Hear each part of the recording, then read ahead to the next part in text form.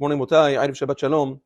We find in Rashi in the beginning of this week's parasha, quoting the Midrash, that Korach tried to challenge Moshe Rabbeinu using the mitzvot. He weaponized the mitzvot and mocked them in order to kind of make jokes and have everybody follow him against Moshe Rabbeinu. One of the mitzvot that he mocked was that of mitzvah Tzizit.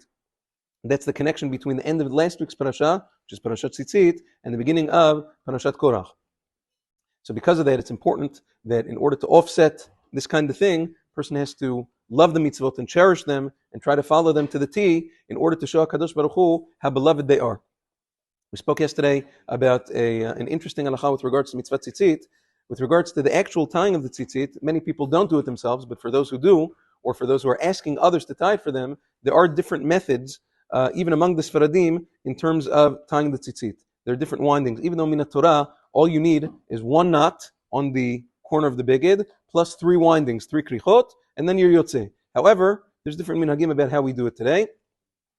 The prevalent minhag among the Sfaradim is to do 2 knots on the corner, then 7 windings, 7 krichot, another 2 knots, then 8 windings, then another 2 knots, then 11, then another 2 knots, and then 13, and then finally another set of 2 knots. 7, 8, 11, 13 comes out to the gematria of Tal, 39, which is the gematria of Hashem Echad. There are those, some North African Jews and others, who have the minhag to do, instead of 7, 8, 11, 13, they do Yod Ke Vav Ke, 10, 5, 6, 5, and that's it. But the Ben Ish Chai already says that the prevalent minhag, both on Talit Gadol and on Talit Katan, is to do, like we said, 7, 8, 11, 13. Another interesting halacha about tzitzit is that preferably, in order for the tzitzit to be beautiful, Chazal said that it should be 1/3 knots, which means the part that there are knots and winding should be 1/3, and then another 2/3 should be the hanging strings, which means the hanging string should be 2 times the amount of knots and windings that are on the tzitzit. Sometimes you see, no. Sometimes you see, sometimes people, they have very long tzitzit from here until the floor. That's not so mehudar.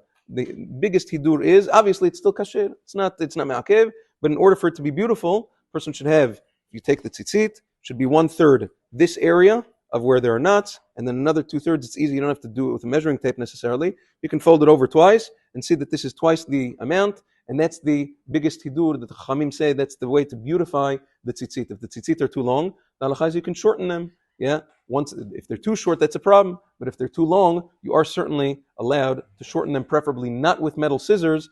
There are many different ways to do it today, especially today they sell special ceramic scissors for tzitziot. You're not supposed to cut tzitzit with metal according to the Kabbalah, but there are ways to shorten it if they are too long. Shabbat Shalom V'Rach. Have a wonderful day.